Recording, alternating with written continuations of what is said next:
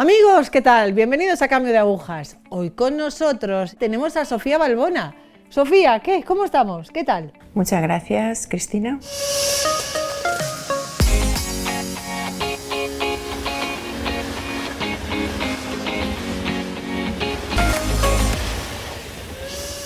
¿Puedes contarnos un poquito de dónde vienes? ¿Cómo es tu familia?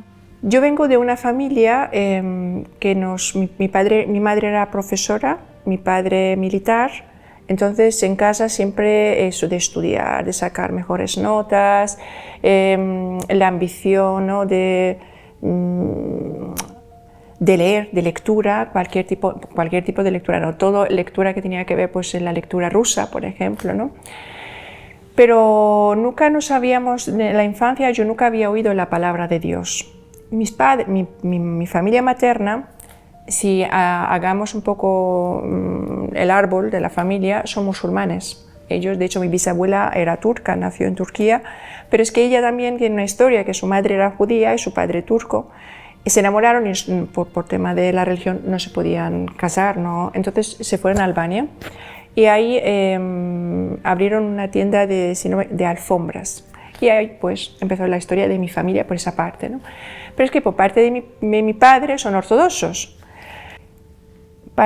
Durante mi infancia yo me acuerdo de pequeña que iba a casa de mi familia materna una vez al año, era una fiesta grande y comíamos un cordero que yo veía cómo le mataban, cómo le sacrificaban. Y había claro, en ese momento tú eres muy curiosa como niña y ves la sangre y todo eso, pero ahora te das cuenta, el ritual no era un ritual cualquiera, no era como una bendición, una manera ni con inyección ni nada, era manera de...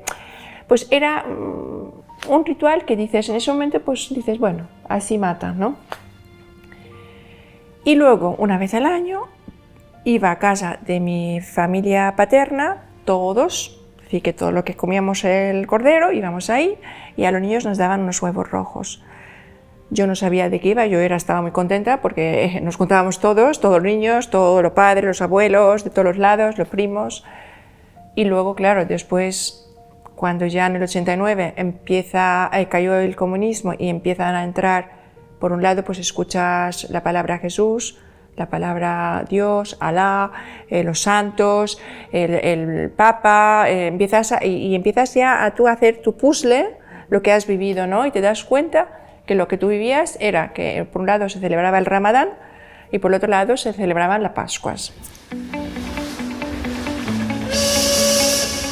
Es decir, que hemos vivido contradicciones, se le podía llamar así, aunque no le pusimos nombres, pero sin fe. Entonces, aunque no me había encontrado con el verdadero Dios, ¿no? El Dios estaba ahí llamando a la puerta, ¿no? Como diciendo, aquí estoy, hazme caso, ¿no? ¿Qué pasa? Que en el 89, con la apertura de la democracia, entraban un montón de... ¿cómo se llaman estos? Vino un grupo de evangelistas de Estados Unidos, ¿no? Y estaban buscando una traductora de inglés. Y mi madre, pues como en Albania, a pesar que vivíamos en la dictadura, una de las materias que teníamos obligatorio y teníamos que sacar sobresaliente era el inglés, ¿no? Fíjate tú, en un país que está cerrado, ¿para qué quieres el inglés? Dices, pero bueno, así nos habían impuesto y me vino genial. Ahora había que hacer prácticas. Entonces, cuando vino este grupo de evangelistas, pues mi madre me dijo, te apuntas, si yo quería o no, tú te apuntas. Digo, venga, pues me apunto. Entonces ahí me dieron la primera Biblia. ¿Y qué edad tenías en ese momento? 16, 17 por ahí. Y entonces empecé a leer la Biblia, pero no a leer la Biblia con la conciencia de leer la Biblia, ¿no? De cómo poder traducirlo, de cómo poder hacer bien mi trabajo, como horas antes de empezar la misa que hacía, ¿no? Entonces yo estaba en una esquina y yo traducía lo que decía el pastor o la pastora, depende del momento. Pues la misa, pues lo típico, bailes, gritos, es decir, que yo no tenía ese sentimiento de para mí era un trabajo. Mi madre vino un día para ver qué tal mi trabajo y como ve todo eso me dice, aquí, esto no es normal, me retira de ahí y me dice, tú a casa ya, aquí se acabó, ¿no? Pero bueno, ha sido una pequeña caída porque tuve la Biblia, entonces que yo con el de traducir y de hacer un trabajo que me habían dado, pues yo ya me estaba quedando con conceptos, ¿no? Entonces, esos conceptos que voy a hablar con mi abuela paterna, Sofía, y con mi bisabuela. ¿Por qué? Porque ahora yo tenía una lucha interna. Digo, dos personas que yo quiero mucho en mi vida están creyendo en cosas diferentes. No tiene que ver Alá, Dios, no tiene que ver Mohammed y Jesús. Entonces voy a preguntar a cada una de ellas. Por cierto, que se me olvidó decir que mi abuela Sofía, en la época comunista, yo me acuerdo, yo dormía con ella cuando iba a fin de semana, ella ponía una velita, se santiguaba por la noche, es decir, que a pesar de la época comunista, ellos vivían su fe a ocultas, ¿no? Bueno, yo le preguntaba a cada uno qué pasaba y mi bisabuela pues, me habló de la Virgen María, de Cristo, y luego, teniendo esa información, me iba al otro lado y decía, ¿qué ha pasado aquí? ¿Por qué vosotros no creéis que Jesús es hijo de Dios y no sé qué? Y claro, ella me decía, Adifera, mi bisabuela, me decía, vamos a ver, hija, Dios es solo uno, es el Dios de Abraham. Dice, ¿no somos acaso todos hijos de Dios? Y ya yo no quise saber más. Pero que con esa mujer, con mi bisabuela, tengo otra anécdota que está relacionada con Madre Teresa de Calcuta. Pues yo en muchas ocasiones he comentado que antes de conocer a Cristo, antes de sentir, porque una cosa es que te digan, te leen un libro, otra cosa es sentirlo, ¿no? Yo era como San Pablo, ¿no? Era como, te veía una persona con el velo y decía, esto es una analfabeta total, esta no sabe lo que es ¿no? Claro, es decir, que no solo negaba a Dios, pero también insultaba, machacaba. Era una cosa que, claro, en ese momento tú lo vives y dices, bueno, en Albania era así todo, ¿no? Mis abuelos vivían en una casa y enfrente, justo en el, no sé si fue 90 o 91, vinieron las hermanas de Madre Teresa de Calcuta, tenían un chalet. Entonces mucha gente iba y las hermanas salían fuera y tiraban las medallas de la Virgen de la Milagrosa, que yo me la llevo siempre conmigo. Y claro, yo en esa época era como, mis planes eran como diciendo, yo soy una tía muy lista, voy a estudiar a la universidad y a mí estas cosas, esta gente que pasa aquí, que analfabetos y no sé qué, ¿no? Bueno, pues cuando estábamos comiendo, estaban hablando mis abuelos y mi madre y mi bisabuela, y decía, pues están ahí las hermanas, han venido y hay mucha gente que está pidiendo comida, no sé qué. Pues mi bisabuela saltó y dice, pues que sepáis que nosotras, yo conozco a Gonja, se llama el nombre de Madre Teresa, que es Gonja en albanés, es el capullo de la flor, pero en femenino, ¿no? La florecilla.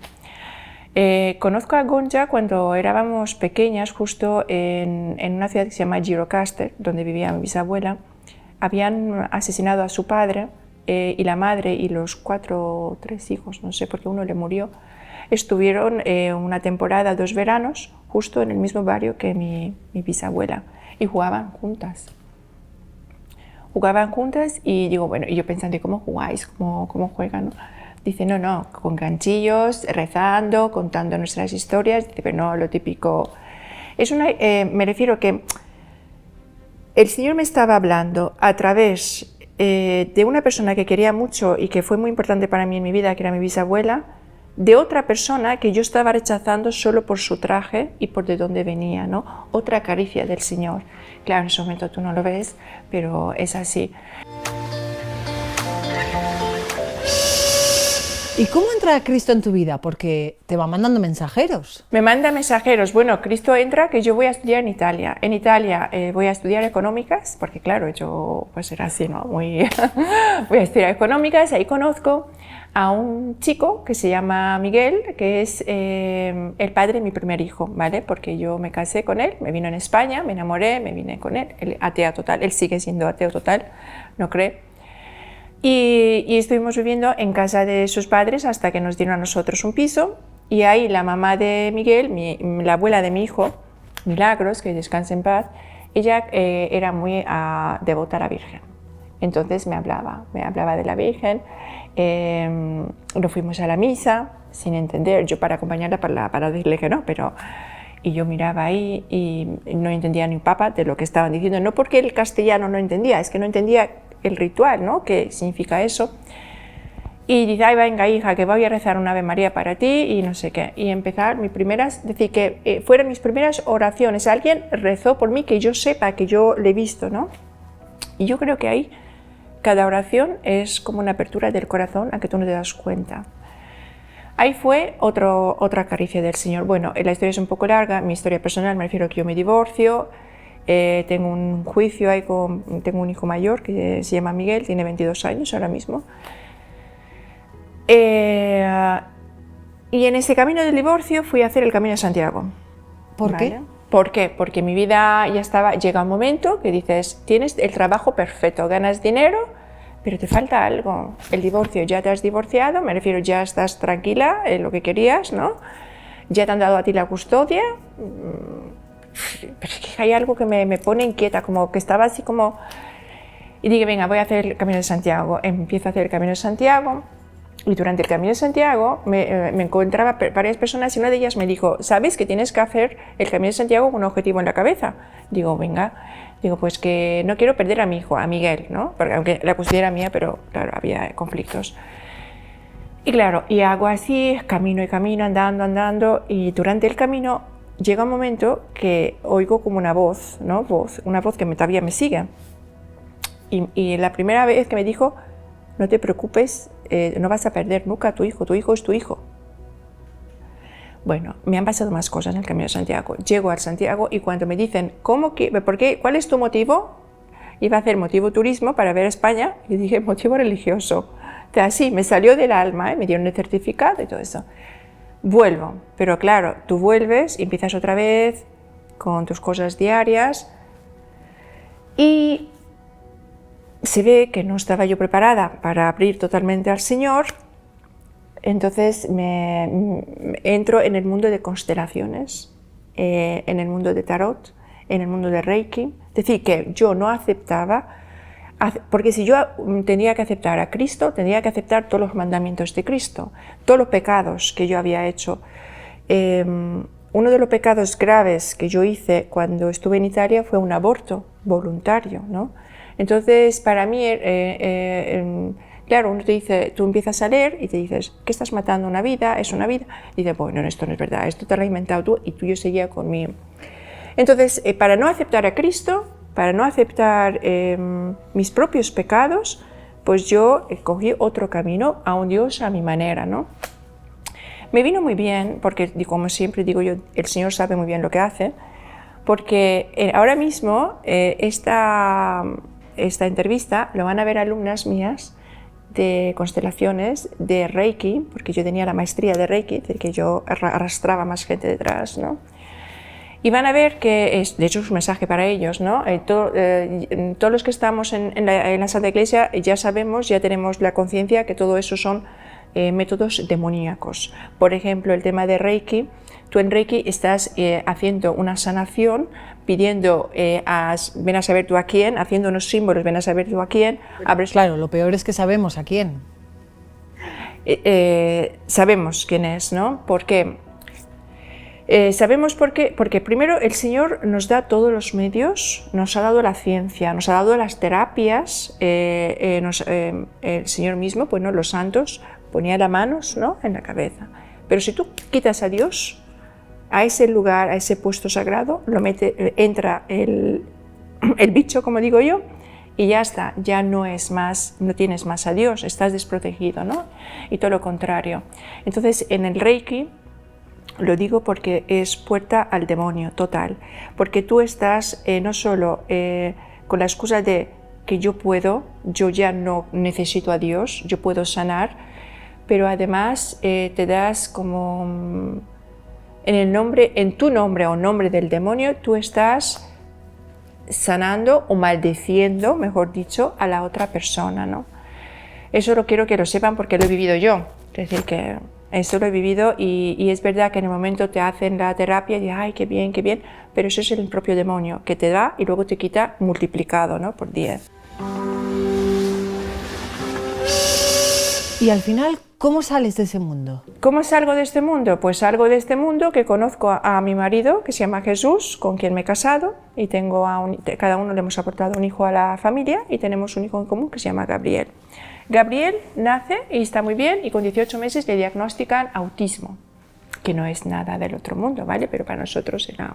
Y el día de San Valentín, el 14 de febrero, nos dice la neuróloga que Gabriel tiene autismo.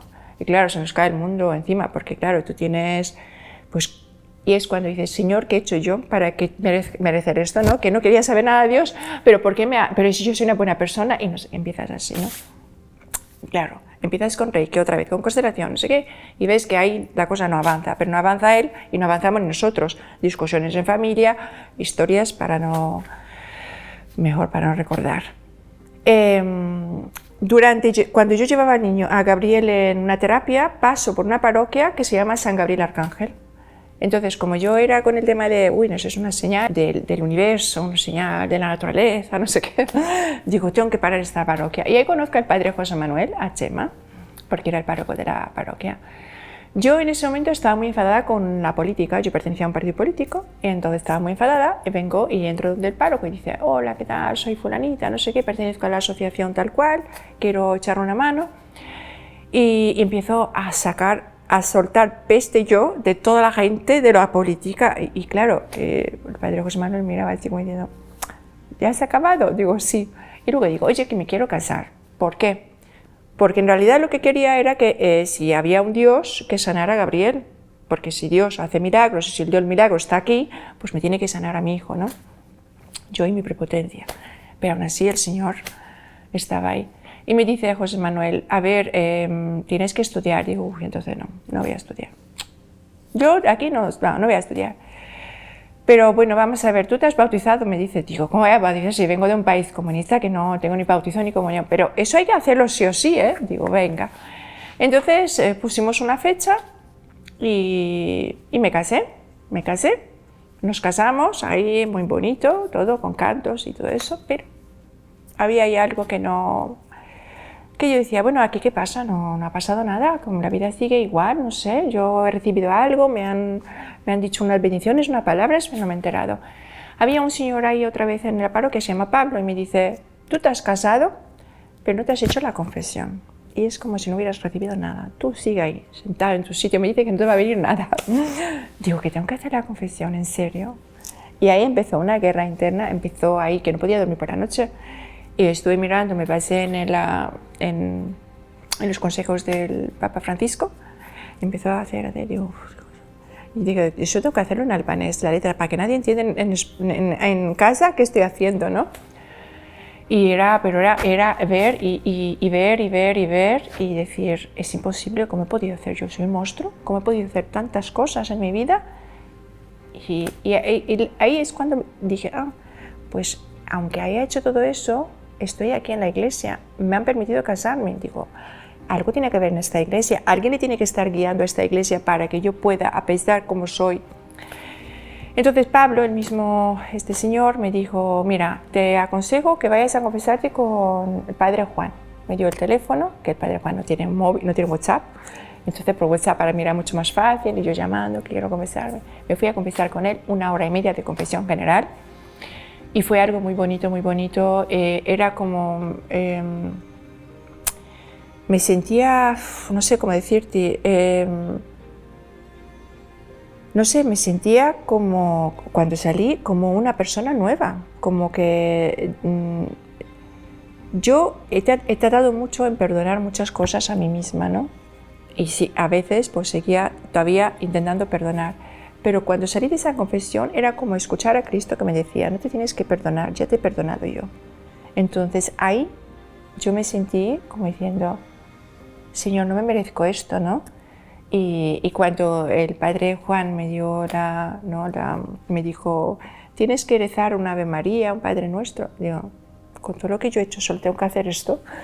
Me dio un abrazo y era como, me acordé luego, claro, cuando ya empecé un poco a leer la Biblia y todo eso, como el apóstol Juan, ¿no? Que ponía la cabeza en el corazón de Cristo y le escuchaba. Y ahí pues empezó mi conversión. Es decir, el primer paso es arrepentimiento, ¿no? Total. Pero claro, ¿cómo voy a hacer yo un arrepentimiento? ¿Por qué necesidad tengo yo de arrepentirme? ¿Qué estoy buscando en Dios? Pues estoy buscando la plenitud de mi felicidad. Y esa plenitud es Cristo. Y no puede haber plenitud sin deshacerte de todos los pecados y que alguien te perdone. Bueno, luego estuvimos en la parroquia, empecé a seguir las misas cuando podía, cuando no podía, confesarme. Eso sí, la confesión lo tenía claro, me tenía que confesar todas las semanas. El mismo Pablo me dice, tienes que rezar el Santo Rosario. Digo, otra vez, Pablo, por favor. Que sí, te hago un reto de 15 días. Empecé a rezar el Santo Rosario, que era un aburrimiento total para mí. Entonces, yo tenía que estar, y era sencillamente para decirle a Pablo que, mira, aunque yo estoy rezando no está pasando nada. Pero claro, como en el rezo del Santo Rosario viene que la Santísima Madre concede algunas cosillas, y yo fumaba 2 paquetes al día, digo, mira, si tú, madre mía, tienes la potestad o tú puedes interceder para que yo pueda dejar de fumar así a secas, sin pastillas ni nada, yo voy a seguir, aunque es un aburrimiento total. Y seguía rezando, pasaron mis días, no pasó nada. Entonces yo decía, Pablo, esto no ha pasado nada, que ya verás que sí. No podía dejar de decir que el día siguiente yo lo tenía claro que no iba a rezar porque no había pasado nada. Y sin embargo, para mí era como que tenía que beber agua y pan, pues tendría que rezar el Santo Rosario todos los días. Pues esto fue en el 2022, el 31 del 22 ya había yo entrado en el mundo, me consagré a la Virgen de Fátima a través de los heraldos, es estudiar, enamorarte más, ¿no? Y luego el 31 de diciembre comulgué en la misa, llegué a casa, me empezaron los dolores y me fui al hospital. Y me dijeron que era gastroenteritis, me volví para casa una semana entera. Yo no he podido disfrutar esa semana del 31 de diciembre hasta el 6 de enero, en casa, echado en la cama, con pastillas. El 6 de enero volví otra vez y me estaba fumando un cigarro fuera y me decían que íbamos a hacer unas pruebas de análisis, y cuando yo estaba fumando un cigarro fuera me viene una doctora con una silla de ruedas, me dice, Valbona, digo, soy yo. Dice, siéntate. Digo, no, que estoy bien, que ella estaba. Me acuerdo que fue con esta. Me acuerdo que estaba el último cigarro, lo apagué con el pie. Siéntate. Me senté y me dice, ¿está usted? ¿Te duele algo? Digo, bueno, me duele un poco aquí, pero estoy bien. Dice, tiene peritonitis. Es decir, que tiene unos análisis de sangre que no sabemos cómo estás de pie y cómo estás viva. ¿Por qué? Porque me dijo, ahora no estoy segura de la proteína, ¿vale? Hay una proteína en el cuerpo que cuando tú tienes una infección tiene que tener 5.000 unidades, pues yo lo tenía 250.000. Entonces, he estado viviendo una semana con heces en todo mi cuerpo, que una infección que me podía en la sangre, en el cerebro. Me llevan directamente para operarme, y cuando estoy en el quirófano, pues me dice la doctora, bueno, la anestesista, dice, dentro de poco te vamos a poner anestesia. Digo, vale, y es cuando empiezo a ver cosas en mi cabeza, ¿no? Y ya digo, hasta aquí he llegado, ya se me ha ido la pinza, ya estoy fatal, peor de lo que pensaba. Pues me veo subiendo unas escaleras, como al cielo, ¿no? La típica película que ves, y alrededor hay como unos seres que están cantando el rezo del Santo Rosario, pero con tu voz. Y cuando llego arriba, veo a una persona, oigo una voz como de persona mayor, que me dice, enséñame las manos. No, primero me dice, ¿qué haces tú aquí? Y yo le digo, vengo a ver a Jesús y María, pero así como muy, como decía, ¿qué iba a pasar? Porque el hombre tenía una voz así, ¿qué haces tú aquí? No, una voz. Y enséñame las manos. Le enseño las manos y me dice, tus manos están vacías, todo lo que has hecho ha sido para tu gloria y no para la del Señor. Y es cuando me doy la vuelta y ya estoy en mi habitación, y estoy pues recuperándome, pero es verdad que los médicos llevo desde entonces 4 o 5 meses de baja, y me dicen siempre que no saben cómo he podido sobrevivir a eso, que no dicen la palabra milagro, porque pero no lo saben cómo ha pasado, cómo ha podido pasar. Claro, seguramente fue una gracia del Señor para ayudarte a llenar tus manos, ¿no? Totalmente, totalmente así, porque en el momento que estuve, cuando me dijo la doctora, que se me olvidó, cuando me dijo la doctora, siéntate, y me senté, noté una mano aquí, y yo era segura que era Virgen María, ¿no? Que me dijo, todo irá bien, todo irá bien. Sofía Valbona es el nombre de tu bautismo. Nos hemos quedado sin tiempo, cachis, pero antes de acabar, me gustaría que lanzases un mensaje, que dieses unas palabras a la gente que nos está escuchando. Pues 2 cosas. Una es, todo el mundo queremos ser felices, todo el mundo queremos la plenitud en todo, en todo, los estudios, en la salud, todo. Y eso solo lo puede dar Cristo. ¿Vale? ¿Y qué pasa? Todas esas personas que, ay, pues yo tengo pecados, no sé, no. Mi alma había tocado los infiernos, el Señor me sacó. Entonces, más miserable sea un alma, más misericordia tiene el Señor para ese alma. Muchísimas gracias por estar hoy aquí con nosotros. Tu testimonio va a hacer muchísimo bien. Gracias. Nada, a vosotras.